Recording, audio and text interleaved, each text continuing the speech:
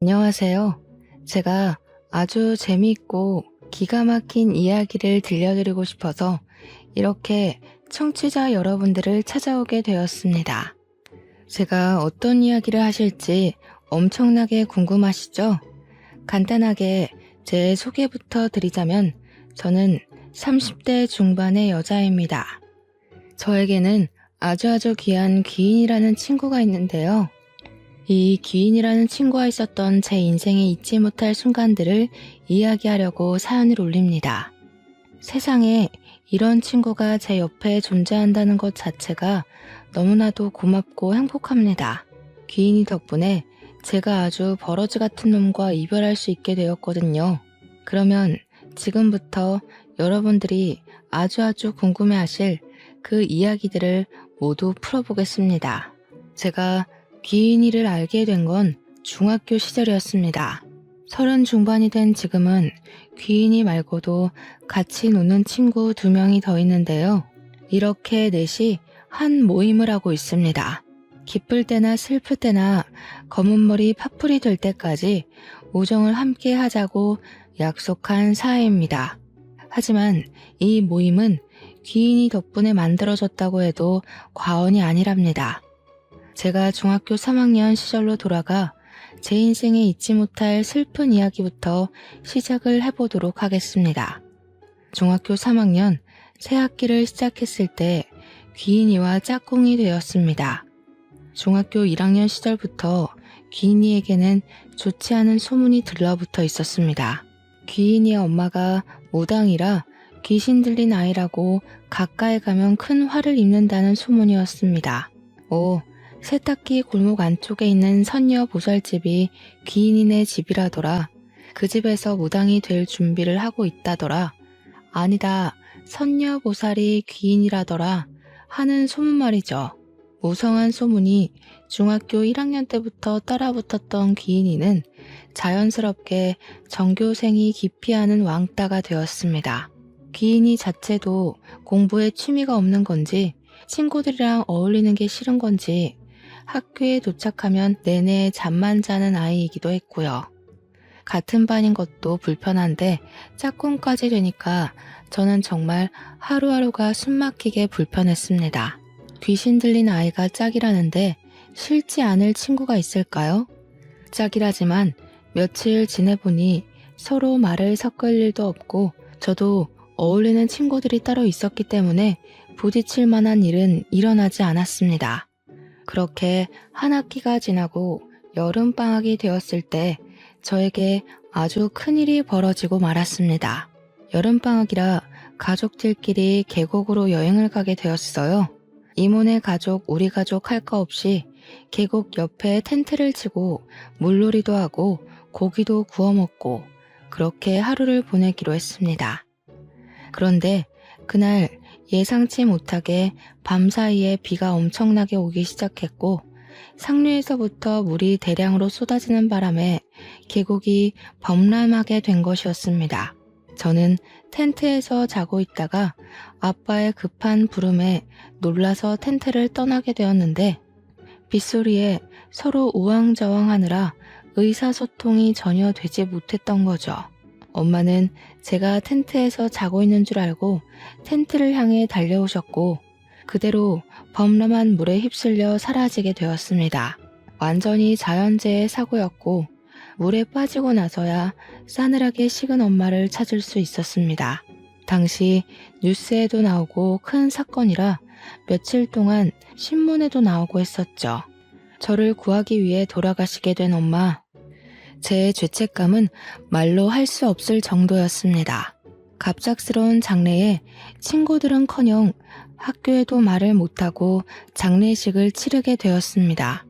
하필이면 방학 중이기도 해서 제 친구들은 아무도 오지 못했어요. 장례식장에서 혼자 울면서 엄마 하고 있는데 대뜸 귀인이가 장례식장을 찾아온 게 아니겠습니까? 울고 있는 저를 향해 이온 음료 하나를 내밀더니 쭈뼛해하면서 너네 엄마가 너 무사해서 다행이래 이런 말을 하는 겁니다. 순간 소름이 오소소 돋더라고요.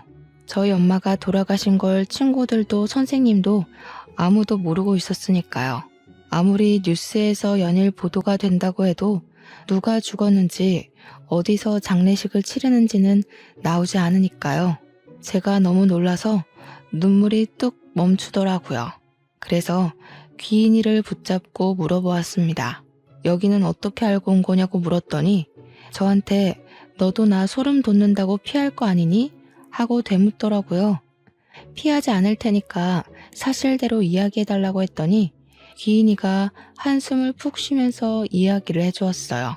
꿈에 모르는 아줌마가 나타나서 제 이름을 계속 부르더래요. 듣다 보니 짝꿍 이름인 걸 알아서 제 짝꿍 말하는 거냐고 물어보니까 그 아줌마가 맞는다고 고개를 끄덕이더래요. 그랬더니 말 좀 전해달라고 하면서 자기는 괜찮다고 우리 딸 무사해서 다행이라고 전해달라고 하고는 사라졌다는 겁니다. 다음날 눈 뜨자마자 인근 장례식장에 전화를 돌려서 제 이름을 대니까 딱 이곳에서 알려주더라는 겁니다. 지금 장례를 치르고 있는 중이라고 호시를 말해주더래요.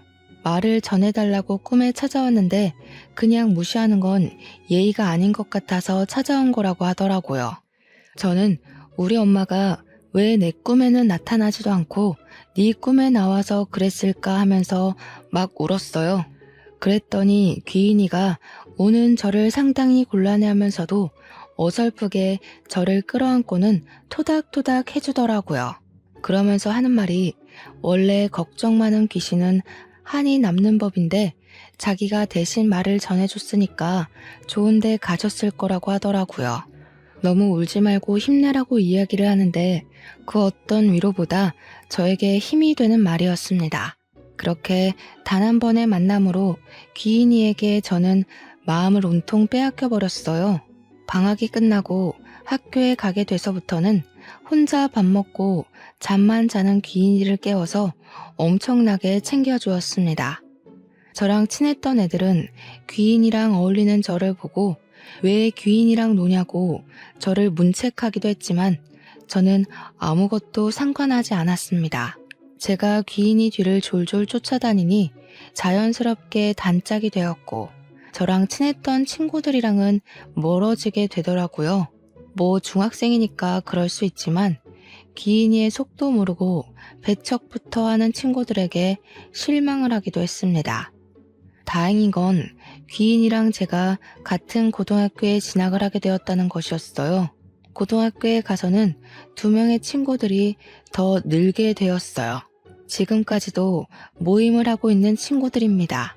물론 사람을 대하는데 서툰 귀인이를 대신하여 제 친화력이 한몫한 거긴 하지만 다들 귀인이의 내면을 바라봐 준 듯 했습니다. 그 뒤로 우리 넷은 진짜 단짝이 되었어요. 공부도 같이 하고 노래방도 같이 가고 야자도 같이 땡땡이 치고 떡볶이를 먹으러 가기도 했고요. 나름 편했던 건 귀인이가 무당집 딸이라는 소문이 고등학교에도 자자했기 때문에 일진 친구들도 귀인이가 무서워서 저희는 건드리지 않았습니다. 당시에 저희 학교 일진 애들이 돈도 뺏고 학교 폭력도 일삼는 아주 못된 애들이었거든요. 우리 넷은 학교 생활하면서 단 한 번도 그런 일에 휘말리지 않고 잘 지낼 수 있었죠. 성적도 고만고만했던 저희는 대학교도 다 서울에 있는 4년제 학교에 다니게 되어서 한 달에 한두 번 이상 꼭 만나서 밥을 먹었습니다. 우리 우정 영원하자는 친목 관계는 성인이 되어서도 쭉 유지가 되었죠. 귀인이는 사람이 많은 곳은 불편하고 피곤하다면서 대학교를 진학하지 않았습니다. 실제로 귀인이네 집이 무당집이긴 했어요. 엄마나 귀인이가 선녀보살은 아니었고 귀인이의 이모가 선녀보살이었습니다. 저에게 은근슬쩍 대학교에 가면 성적 비관으로 죽은 귀신들이 많다면서 골치가 아프다고 하는데 그런 말 할 때는 친구지만 소름 돋더라고요. 제가 특히나 귀신을 좀 무서워하는 성격이었거든요. 물론 우리 넷이 친한 것과는 별개로 친구들의 부모님은 귀인이를 별로 좋아하지 않았습니다. 저야 뭐 우리 엄마 장례식장에 귀인이가 찾아왔을 때 아버지도 같이 있었고 우리 엄마가 전해달랬던 말을 듣고 아버지도 오열을 하셨었기 때문에 아버지는 귀인이를 정말 귀한 대접 받아야 하는 사람이라며 참 좋아하시긴 했지만 다른 친구들네 부모님은 아니었어요. 무당집 애라고 온 동네에 소문이 자자한 친구인데 고등학교 때 친했으면 그걸로 끝이지 뭘 대학까지 가서 만나나 이런 소리를 하셨죠. 친구였던 민지와 은영이는 그런 부모님이 고리타분하다고 했지만 귀인이를 별 대수롭지 않게 그러실 수 있지 하고 넘어가더라고요. 두 번째 사연은 민지가 대학교 MT를 가기로 한 날 벌어졌습니다. 민지가 대학교에서 MT를 가기로 한 날 아침 일찍 준비를 하고 있는데 대뜸 귀인이가 찾아왔더래요. 집에 들어서자마자 민지한테 너 MT 가지마 하더래요. 민지도 당황하고 준비를 돕던 민지네 어머님도 너무 당황해서 아침부터 왜 저러냐고 막 그러셨대요. 민지는 지금 나가야 아슬아슬하게 도착할 거라며 귀인이 보고 빨리 집에 가라고 이야기를 했는데 민지네 어머님은 순간 찝찝하셨대요. 귀인이가 계속 무섭게 쳐다보면서 저 MT 가지마, 지금 가면 안 돼 이러면서 못 나가게 현관문을 막고 있었다니 얼마나 놀라셨겠어요. 거기다가 귀인이가 무당집 딸이라는 소문이 무성했으니까 민지네 어머님도 결국에는 민지를 말리게 된 거죠. 너 MT 가지 말라고. 갑자기 어머님이 말리기 시작하니까 민지는 발만 동동 굴렀다고 하더라고요. MT 가면 밤새 술 먹고 놀 생각에 신이 잔뜩 나 있는데 아침부터 이게 무슨 일인가 싶어서 막 애원을 했대요. 민지는 귀인이한테 도대체 자기한테 왜 그러느냐며 실랑이를 벌인 거죠. 그랬더니 귀인이가 대뜸 민지네 어머님한테 아줌마 운전할 줄 아세요? 하고 물어보더래요. 귀인이 표정이 살벌하기도 하고 영 찜찜한 애라고 생각이 들었는지 완전 쫄아서 할 줄 안다고 대답하셨대요. 그러니까 귀인이가 애가 정 가고 싶다고 하니까 2시간 뒤에 아줌마 차 타고 같이 가죠. 집까지만 태워주세요. 했대요. 그러니까 민지네 어머님이 말릴 수도 없고 싫다고도 못하는 우왕좌왕하는 사이에 민지 휴대폰에 연락이 막 쏟아지더랍니다. 학교 친구들이 너 왜 안 오냐, 지금 출발해야 된다 하면서 언제 오냐고 물어보더라고요. 민지가 이미 늦었다는 생각이 동기들에게 피해를 줄 수 없어서 일이 생겨서 좀 늦을 것 같으니까 먼저 출발하라고 했다고 하더군요. 버스를 타던 엄마가 데려다 주던 늦게라도 가기만 하면 된다는 생각에 학교에서 빌린 관광버스를 먼저 보낸 거죠. 그러면서 귀인이에게 화가 너무 나서 으르렁거렸대요. 무슨 일인지는 모르겠지만 딱 2시간만 있다가 나가겠다고. 2시간이 뭐가 중요한지 모르겠지만 별일 아니면 화 많이 낼 거라고 엄포를 놓고요. 그렇게 불편하게 거실에 셋이 나란히 앉아서 시간이 가기만 기다렸대요. 민지 말로는 그때의 공기가 얼마나 불편했는지 밥을 안 먹어도 체하는 기분이었다고 했습니다. 그렇게 2시간이 채 안 된 시점에 귀인이가 대뜸 리모컨을 찾더니 뉴스 채널을 틀더랍니다. 민지네 어머님은 기가 막혀서 아무 말도 못하고 귀인이를 쳐다보고 민지도 어이가 없어서 가만히 있었대요. 그런데 그 순간 고속도로에서 15중 추돌 사고가 났다면서 긴급 속보가 막 뜨더랍니다. 리포터가 분주하게 사건 현장을 이야기하는데 뉴스에 떡하니 MT에 가려던 D 대학교 학생들이 크게 다쳤다고 뜨더래요. 순간 민지 어머님이 아악 하면서 소리를 지르고 민지는 머리털까지 쭉 뼈서는 느낌이 들었대요. 놀래서 MT에 간 친구들에게 민지가 전화를 걸었는데 그 누구도 받지를 않고 조교한테 전화하니까 조교가 민지야 너 무사하니? 이러더래요. 민지가 조교한테 저는 늦어서 버스를 못 탔다고 하니 사고 난 차량이 동기들이 탄 차가 맞다면서 다들 병원으로 이송이 되었다고 전해주더랍니다. 너라도 버스 안 타서 다행이라고 하늘이 도왔다고 막 그러더라는데 귀인이가 아무 말 없이 민지를 보고 있었대요. 다행인 건 사망사고는 일어나지 않았고 몇 명은 크게 다쳐서 병원 신세를 오래 져야 했다고 했어요. 그날 이후로 민진의 어머님은 귀인이한테 완전히 뿅 가는 바람에 귀인이만 보면 손이 무겁게 먹을 걸 싸주시곤 했대요. 우리 딸 살려준 게 귀인이라면서 동네방네 자랑도 하시고, 그런데 귀인이는 그냥 친구라서 도운 거라고 딱 잘라 이야기했다고 하더라고요. 민지는 귀인이 덕에 살긴 했는데 다시 생각해도 너무 놀랍다면서 귀인이한테 어떻게 알았냐고 막 물어보더라고요. 우리가 오죽하면 귀인이 보고 차라리 무당집을 차리는 게 어떻겠냐, 진짜 돈 엄청나게 벌 것 같다고 했죠. 그랬더니 귀인이가 그게 얼마나 고된 삶인지 잘 알아서 죽어도 싫다고 딱 잘라 거절하더라고요. 자기가 꿈에서 이것저것 보긴 하는데 신내림을 받은 것도 아니고 그럴 필요도 없어서 굳이 무당이 되고 싶진 않다고 했어요. 매번 볼 수 있는 것도 아니고 꿈에 가끔 나올 때가 있어서 필요한 부분만 알려주는 거라고 다른 건 기대도 하지 말래요. 우리는 그 사건으로 더욱 돈독해질 수 있었습니다. 사회인이 되어서도 친한 관계를 유지하고 지낼 수 있었던 건 전부 귀인이 덕이었어요. 제 친화력으로 붙게 된 모임이라고 생각했지만 우리 모임의 주축은 귀인이 다름없었습니다. 저와 은영이, 민지가 전부 취직을 하는 동안 귀인이는 백수 생활을 유지했어요. 그 이유는 대학을 진학하지 않은 이유와 비슷했는데 너무 많은 사람들을 알게 되면 꿈을 꾸는 게 피곤하다는 이유였습니다. 뭐 그것뿐만 아니라 학창시절에 저희를 알기 전까지 꾸준히 소문으로 인한 왕따를 당했으니 사람이 싫을 법도 하겠죠. 그렇게 우리의 나이가 30이 넘어가고 민지와 은영이는 결혼을 하게 되었습니다. 웃긴 건 민지네 어머님이 민지가 예비 신랑을 소개해주는 자리에 귀인이를 불렀다는 겁니다. 귀인이 입에서 너무 잘 어울리는 한 쌍이네요 라는 말이 나올 때까지 귀인이만 쳐다봤다고 하시던데 제가 그 말을 듣고 얼마나 웃었는지 몰라요. 귀인이 말이 진짜였는지 민지는 결혼을 한 이후에 일이 술술 잘 풀리기 시작했고 민진의 어머님은 귀인이를 정말 떠받들여 주었답니다. 정작 귀인이는 비혼주의자라면서 결혼을 절대 하지 않을 거라고 이야기했고 저는 남자친구조차 없었습니다. 친구들이 결혼할 때 부케도 제가 받았는데 남자친구조차 없으니까 슬슬 걱정이 되더라고요.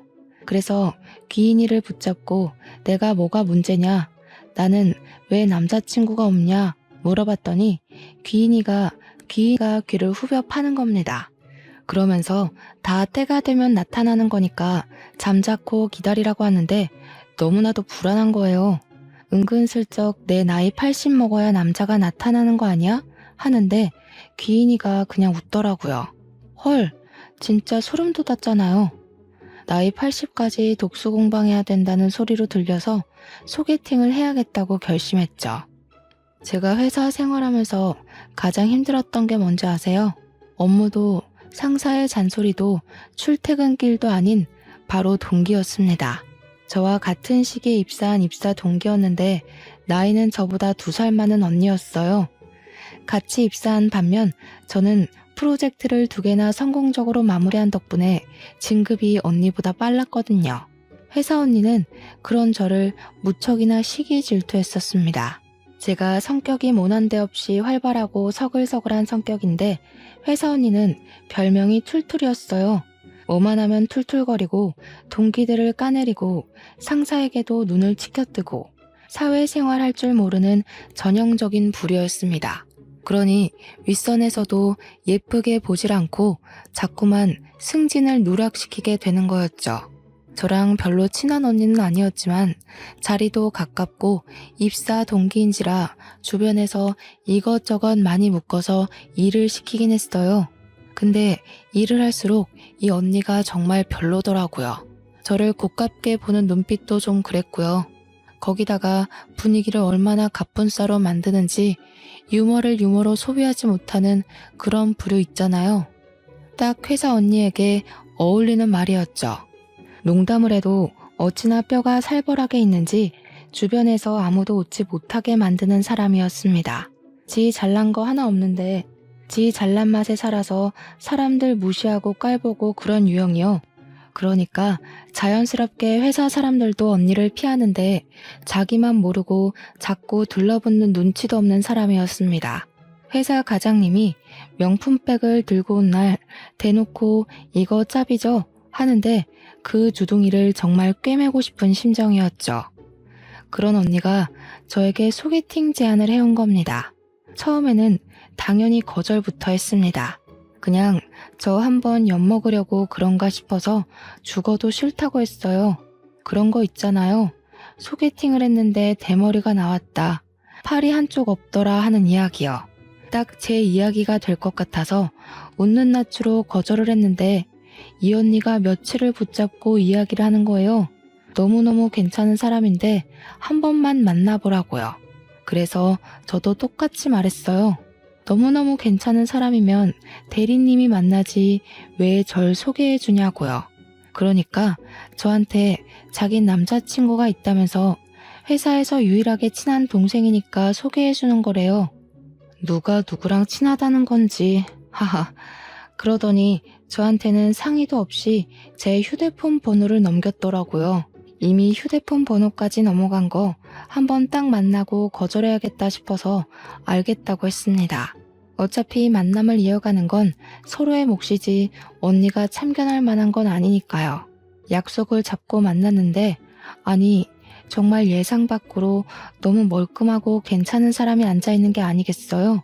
무슨 생긴 게 한쪽 쌍꺼풀만 있고 가마도 쌍가마라서 미신을 믿는 저에게는 좀 걸리는 부분이긴 했지만 너무너무 괜찮은 사람이었습니다. 배려심도 좋고 말도 유머 있게 하는데 생긴 것까지 진하게 생겨서 호감형 얼굴이고 키까지 컸어요. 더군다나 대기업에 다닌다고 하니까 두 번 볼 것도 없는 최고의 신랑감으로 느껴진 거죠. 그때는 살짝 의문이 들긴 했습니다. 회사 언니는 왜 이런 로또를 저에게 소개해 준 걸까 하는 의심이죠. 하지만 그것도 잠깐. 결국 동기 언니에게 고맙다고 인사를 할 정도로 괜찮은 사람이라는 걸 알고 나서부터는 저는 그 남자에게 푹 빠지게 되었습니다. 한 번 만남이 두 번이 되고 두 번이 다섯 번이 되고 그렇게 시간이 갈수록 이 남자는 저와 천생연분이라는 생각이 들었습니다. 그래서 셀 수 없이 만남을 지속했을 무렵 저는 그 남자와 연애를 하기 시작했어요. 데이트를 할 때마다 조수석 차 문을 열어주고 안전벨트를 매주는 그런 세심한 남자였죠. 제가 지나가는 말로 와 귤이 나올 때가 됐네. 벌써 귤 먹고 싶다 하니까 집으로 귤을 박스로 배송해주는 그런 남자였어요. 보석이나 가방같이 큰 걸 챙겨주진 않아도 일상에서 소소하게 제가 한 말을 기억했다가 하나하나 챙겨주는 남자요. 가랑비에 젖는다는 말처럼 저는 그에게 푹 빠져버렸고 이 남자 없는 일상은 생각할 수조차 없게 되었습니다. TV를 보다가도 와 저기 가보고 싶다 하는 곳은 기억해뒀다가 저를 꼭 데리고 가주는데 어찌 싫어할 수가 있을까요? 거기다가 취미생활도 완전 잘 맞는 거예요. 제가 은근히 몸치라서 운동 종류를 정말 싫어하거든요. 그런데 이 남자도 운동을 싫어한다고 하더라고요. 물론 그런 것 치고는 군살도 없고 매끈한 몸매이긴 했지만 영화관이라든지 전시회를 간다든지 제가 좋아하는 취미들을 일일이 챙겨주었어요. 당연히 연애하는 기간이 길어지면서 제 친구들에게도 자연스럽게 소개를 시켜주게 되었습니다. 결혼한 두 은영이, 민지, 그리고 귀인이까지 해서 5명이서 만났는데 제 길을 살려준다고 계산도 다 하고 친구들 하나하나 너무 잘 챙겨주었어요. 말도 잘 통하고 분위기도 잘 이끌어가는데 일부러 제 길을 더 살려주고 싶어서 하는 행동들이 있지 않겠어요? 저 대신 심부름을 대신해준다던가 제가 뭘 흘리면 나서서 치워준다거나 하는 모습이요. 결혼한 친구들은 세상에 저렇게 다정한 사람이 또 어디 있겠냐면서 저에게 빨리 결혼하라고 하더라고요. 평생 공주 대접 받고 살 수 있겠다 하면서 부럽다고 하는데 정작 귀인이는 아무 말도 안 하고 있었습니다. 오히려 결혼은 다 때가 되면 하는 거 아니겠냐고 제 남자친구를 보는 둥 마는 둥 시큰둥하게 구는데 괜히 좀 그렇더라고요. 제가 나서서 남자친구한테 궁금한 거 없냐고 물어보라고 하니까 은영이가 짓궂게 연봉 얼마 받아요? 차는 있어요? 집은 작아요? 하면서 말했어요. 물론 농담이었으니까 다들 깔깔거리면서 웃고 있는데 귀인이만 무표정으로 밥만 먹는 겁니다. 괜히 귀인이 눈치도 보이고 마음이 엄청나게 찝찝했어요. 그렇게 1년을 꽉 채워 연애를 하고 남자친구는 저에게 반지를 주면서 프로포즈를 했습니다. 저와 평생을 함께하고 싶다는 말에 저도 좋다고 우리 이제 결혼하는 거냐고 하니까 화사하게 웃어주더라고요. 양가의 허락을 받고 결혼 준비를 하자고 하면서 저한테 모아둔 돈이 얼마가 있냐고 물어보더라고요. 그때까지 서로의 연봉이 얼만지 모아둔 재산이 얼만지 정확하게 오픈을 하지 않았었거든요. 원래 결혼할 때 되면 다 알아야 하는 거라고 하길래 저는 솔직하게 이야기를 했어요. 적금은 8천만 원 정도 있고 월급은 이 정도 된다. 예전에 아버지께서 증여해 주신 오피스텔을 한 채 가지고 있어서 월세를 받고 있다고 했어요. 그러니 남자친구가 이 말을 긁적이면서 자기도 솔직하게 할 말이 있다고 하더라고요. 사실 자기는 집에 빚이 좀 있어서 모아둔 돈이 없대요. 그래도 결혼하고 나면 갚을 거 별로 안 남아서 괜찮을 거라고 하는데 제가 진짜 심각하게 당황을 했습니다. 빚이 있는 사람일 거라고는 전혀 생각을 못했었기 때문이었어요. 항상 세련된 옷을 사입었고 손목시계나 벨트도 제가 알기로는 꽤 명품이었던 걸로 기억을 했거든요. 거기다가 대기업도 다니고 하니까 못해도 1억은 모았을 거라고 생각했죠. 제가 다니는 기업이 중견기업인데 모은 돈이 8천만 원이었으니까요. 물론 제가 가진 오피스텔이 위치가 좋아서 월세가 쏠쏠하기도 했지만 빚은 상상도 못했던 일이었죠. 제가 당황해하자 남자친구는 저를 설득하기 시작했습니다. 8천만 원 모은 돈에 오피스텔로 담보대출을 받아서 전셋집도 구하고 식도 올리자는 거예요. 그래서 저는 놀래서 자기는 얼마가 있는 거냐고 다 내 돈으로 해야 하냐고 물어보았더니 남자친구가 별일 아니라는 듯이 이야기를 하는 겁니다. 어차피 결혼해서 애라도 낳게 되면 육아휴직도 해야 하고 자기 월급으로 생활해야 하는 거 아니냐고요. 나중에 다 자기가 번 돈으로 노후 생활을 하게 될 건데 빡빡하게 너 돈 내 돈 갈라치기 해야 되냐고 하더라고요. 근데 또 듣고 보니까 틀린 말도 아닌 것 같았습니다. 그때라도 발에 땀나게 도망을 갔어야 했는데 제가 설득이 되고 만 거죠. 그 뒤로부터는 순조롭게 결혼식 준비가 진행되는 듯 했습니다. 예비 신랑의 집에 인사를 드리러 가기 전까지는 그렇게 생각을 했죠. 저를 딱 보자마자 거두절미하고 이야기를 하시겠다 하면서 저한테 얼마를 버냐고 물어보시더라고요. 오피스텔에서 받는 월세를 제외하고 280만 원 번다고 이야기를 했더니 앞으로 자기에게 매달 용돈을 얼마씩 줄 거냐고 물어보시는 겁니다. 아주 뻔뻔하게 들어서 알겠는지 모르겠지만 우리 집이 빚이 좀 있는데 그거 다 갚아주고 결혼하라고 하는 거였어요. 저는 너무 당황스러워서 거기서 아무 말도 못하고 바보 천지처럼 어버버 거렸습니다. 누구라도 첫 인사를 드리러 가는 날 그런 소리를 듣는다면 저처럼 반응을 할 거예요. 그런데 제 편을 들어줄 거라 생각했던 예비 신랑이 엄마 알아서 다 할 테니까 너무 걱정하지 마세요 하는 게 아니겠습니까? 그러더니 예비 시모가 저한테 아주 쐐기를 박았습니다. 나는 우리 아들이랑 살아보고 혼인신고는 나중에 했으면 좋겠다는 마음이 있네. 결혼식은 최대한 간단하게 했으면 좋겠고. 그게 무슨 말씀이세요? 우리 아들이랑 1년도 못 살고 이혼할 수도 있지 않겠니? 그러니까 살아보고 혼인신고를 해. 애 생기고 나서 혼인신고해도 늦은 거 아니라고 생각한다. 내가 좀 깨어있는 사람이거든. 그리고 결혼식은 막 성대하게 하는 거 내가 정신 사나워서 싫다. 요즘 스몰 웨딩? 뭐 그런 게 유행이라며? 그리고 너 어차피 엄마도 없다면서 혼주석 비어있는 거 우리 쪽 손님들이 보고 욕할 수도 있잖아. 간단하게 하자. 다른 건 몰라도 우리 엄마를 이야기하는 건 선을 세게 넘는 거라고 생각했어요. 저는 그 자리에서 아무런 대답도 하지 않고 오늘은 날이 아닌 듯 싶으니 다음에 다시 이야기하자고 말씀드리고 대충 인사를 한 뒤 나와버렸습니다. 제가 밖으로 나오자 예비 신랑이 아주 눈에 쌍심지를 켜고 저를 따라 나오더라고요. 이게 무슨 경험 없는 짓이야? 어른이 이야기를 하면 어떤 말이든 끝까지 듣고 나와야 하는 거 아니야? 당신 어머님이 더 예의 없는 거 아니야? 어떻게 그런 말 할 수가 있어? 우리 엄마가 사고로 돌아가신 게 도대체 뭐가 문제라고 그런 말을 하시는 거야? 그러니 예비 신랑이 겸연쩍어 하면서 우리 엄마가 심한 건 알겠지만 저에게는 시어머니가 될 사람이지 않냐고 하더라고요. 자기가 잘 말해둘 테니까 다음번에 만날 때는 사과부터 하라고 하는 겁니다. 그러면서 저에게 결혼이라는 게 평생 남으로 살다가 가족으로 묶이는 거 아니겠냐고 의견 차이와 생활 차이는 당연히 있을 수 있는 거라고 했어요.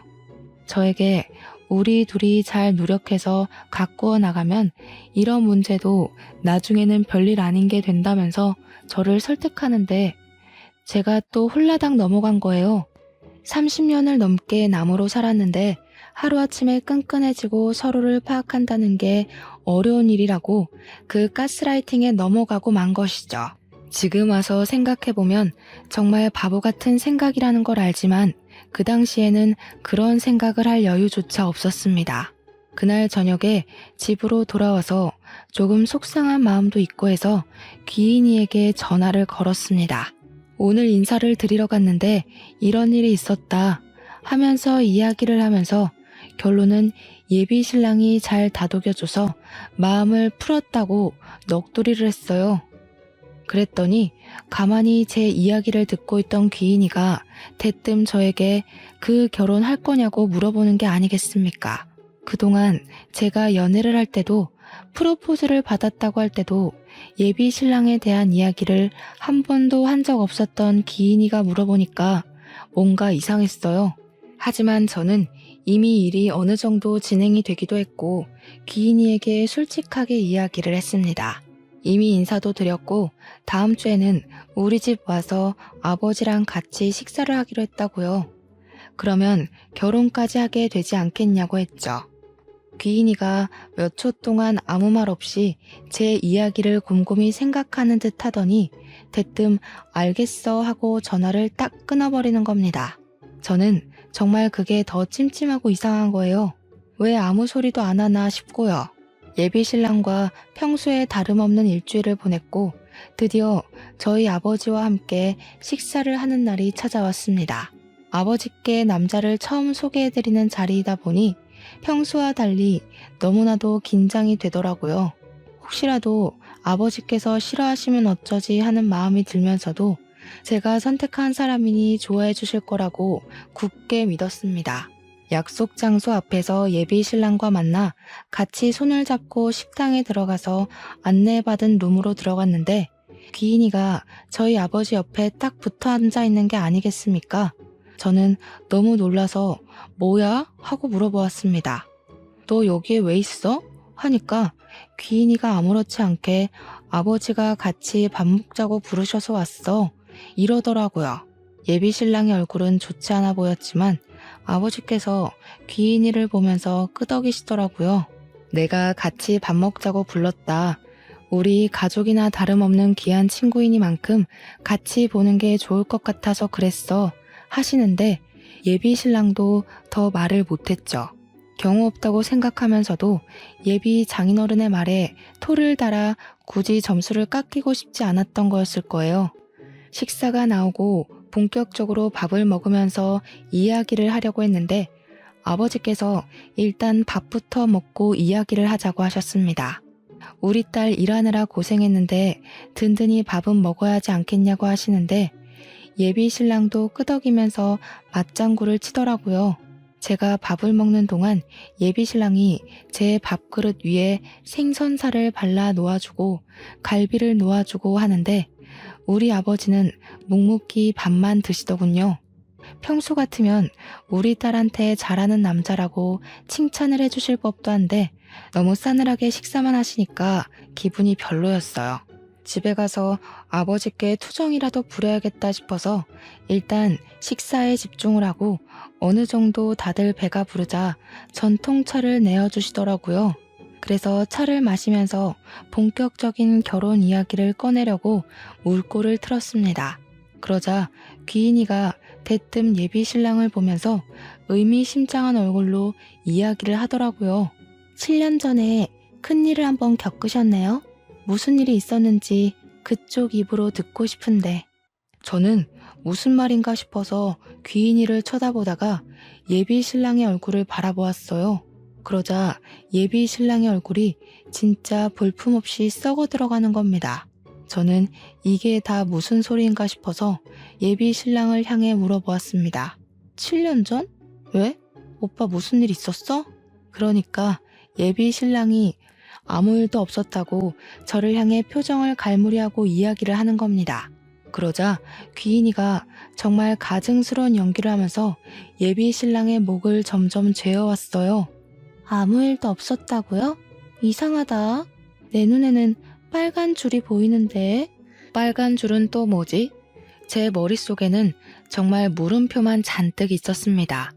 귀인이가 하는 소리가 무슨 소린지도 모르겠고 영문도 모를 소리에 씩씩거리면서 점점 흥분해가는 예비 신랑도 이해가 가지 않았고요. 제가 빨간 줄이 뭐냐고 둘이 왜 아무도 모를 소리를 하냐고 물어보는데 저희 아버지만 태연하게 찬물을 들이키시더라고요. 하지만 미간이 잔뜩 찌푸려져 있는 걸 봐서는 아버지도 대충 무슨 내용인지 아는 것 같았습니다. 저만 아무것도 모르고 있는 상황이라 점점 기분이 나빠지기 시작했어요. 귀인이가 계속해서 7년 전 이야기를 꺼내자 예비 신랑이 벌떡 일어나서 저를 향해 소리를 쳤습니다. 뭐 이런 게 다 있어? 너 뭐야? 너 지금 다 알고 이러는 거야? 너 내 뒷조사를 했어? 이게 얌전한 줄 알았는데 아주 엉큼한 계집애였네. 다 알면서 지금까지 모른 척하면서 속이고 나를 가지고 장난을 쳐. 너 정체가 뭐냐고. 저는 저렇게 소리를 지르는 예비 신랑도 처음 봤고 아무것도 모르는 저한테 화를 내니까 어이가 없었습니다. 이게 다 무슨 개소린가 싶어서 말을 해달라는 표정으로 귀인이를 쳐다보니까 정말 평소에 볼 수 없는 눈빛을 하고 귀인이가 호통을 쳤습니다. 이모가 선녀보살이라더니 귀인이가 꼭 선녀보살이 된 것 같은 모습이었어요. 어디 앞길 창창한 애들을 꼬셔다가 죄다 폐인을 만들어 놔? 네가 그러고도 사람이야? 네 뒤에 들러붙은 원통한 기가 한두 개인 줄 알아? 그러자 예비 신랑이 시퍼렇게 질린 얼굴을 하더니 욕설을 내뱉고 황급히 자리를 박차고 나가는 게 아니겠습니까? 귀인이 말로 짐작해보건대 예비 신랑이 과거 단단히 사고를 쳤다는 걸 알 수 있었죠. 뒤따라서 나가려고 일어났는데 아버지께서 묵직한 소리로 앉으라고 하시더라고요. 그러더니 저에게 웬 서류 봉투 하나를 툭 던지시는 겁니다. 이게 뭔데 하면서 봉투를 열어보니 인적 사항 같은 거랑 막 글자가 엄청 많이 있더라고요. 하나하나 정독을 하고 저는 정말 까무러치는 줄 알았습니다. 알고 보니 예비 신랑이 전과 18범 사기꾼이었던 겁니다. 사기도 진짜 다양하게 쳤는데 대부분이 여자의 등골을 빼먹은 혼인빙자 사기였고 중간에 도박건도 몇 건 껴있더라고요. 이게 다 뭐냐고 하니까 아버지께서 그제야 안도의 한숨을 뱉으시면서 귀인이 아니었으면 큰일 날 뻔했다고 하시는 겁니다. 귀인이는 자기가 일주일 사이에 대충 알아본 것만 그 정도라면서 파면 더 나올지 어떻게 아냐고 하더라고요. 그러면서 꿈에 저희 엄마가 10몇 년 만에 나와서 알려주셨다고 했어요. 제 결혼을 꼭 말려달라고요. 제 손이 벌벌 떨리기 시작하더라고요. 뒷장에 빨간 줄에 관한 이야기가 적혀 있었거든요. 7년 전에 상해치사 사건을 하나 일으켰다는 거였는데 그게 글쎄 전부인이라고 나오는 게 아니겠습니까? 흥신소를 이용한 건지 결혼식 사진이 떡하니 붙어 있더라고요. 돌싱이었던 것도 어이가 없는데 전부인 상해치사 사건이라니. 알고 보니 전부인과 싸우다가 밀쳤는데 장식장이 넘어지면서 머리를 크게 다쳤다는 거였어요. 혼수 상태로 2년 동안 있다가 호흡 정지가 와서 죽었다고. 그래서 상해치사로 교도소에 3년을 수감되어 있었대요. 깜빵에서 출소하자마자 거의 저를 만난 거나 다름없었던 거죠. 결혼식 사진조차 현실감이 없어서 빤히 바라보고 있는데 더욱 소름이 돋았던 건 그 사진에 회사 언니가 떡하니 찍혀 있었던 겁니다. 친인척들끼리 찍은 사진인 것 마냥 한복을 입은 사람들이 꽤 있었는데 그 사이에 떡하니 있더라고요. 제가 너무 충격을 받아 하니까 아버지도 귀인이도 아무 말 없이 저만 빤히 쳐다보고 있었습니다. 어쩐지 결혼 준비를 시작하면서 영 이상하더라고. 갑자기 빚이 있네 하면서 내 돈 가지고 하자고 할 때부터 알아봤어야 했는데 그게 다 사기치려고 했다는 거지? 그런 것 같더라. 한두 번 이런 식으로 등쳐먹은 게 아니라 여러 번 있었더라고. 혼인신고까지 한 사람은 죽은 전부인이 끝이긴 한데 다른 사람들한테는 혼인신고를 미루자고 하면서 돈만 야금야금 빼갔더라고. 거기다가 대기업 다닌다는 것도 전부 거짓말이었어. 어디 용역업체에서 일하고 있다고 하더라. 저는 정신이 너무 없어서 오늘은 이만 쉬어야겠다고 하고 집으로 돌아왔어요. 회사에는 급하게 병가를 내고 어떻게 이별을 말해야 안전하게 헤어질 수 있을까 고민을 하고 있었습니다. 그런데 다음날 오후에 아무렇지 않게 그놈에게 연락이 와서는 만나자고 하더라고요. 고민했지만 사람이 많은 카페에서 만나기로 약속을 하고 나갔습니다. 그런데 저한테 뭐라고 하는 줄 아세요? 저보고 귀인이랑 연락을 끊고 사과를 하면 받아주겠대요. 저도 순간 울컥해서 말이 곱게 안 나오더라고요. 미친놈이냐고 막 쏘아붙였습니다. 미친놈 아냐? 너 내 회사 동기인 그 언니랑 친척지간이니? 일부러 나 사기당하라고 그 사람 소개해줬다는 거 아니야 지금. 그럼 너 결혼했던 것도 전부 나한테 숨긴 게 맞는다는 거지? 그러니까 그놈이 무척이나 당황해하면서 친척은 맞고 사기를 치려고 했던 게 아니라 진심으로 소개받고 싶어서 그런 거다 하면서 변명을 하더라고요. 오해가 있다면서 결혼을 하긴 했지만 그게 하려고 한 게 아니라 이러면서 앞뒤가 안 맞는 말을 하길래 오해는 무슨 오해냐고 결혼식 사진 다 봤다고 했어요. 아무리 사고라고 하지만 전부인을 식물인간으로 만들었다며? 사고 2년 뒤에 사망까지 했다며. 그러니까 자기는 다 죗값 치르고 왔고 문제될 게 없다고 하더라고요.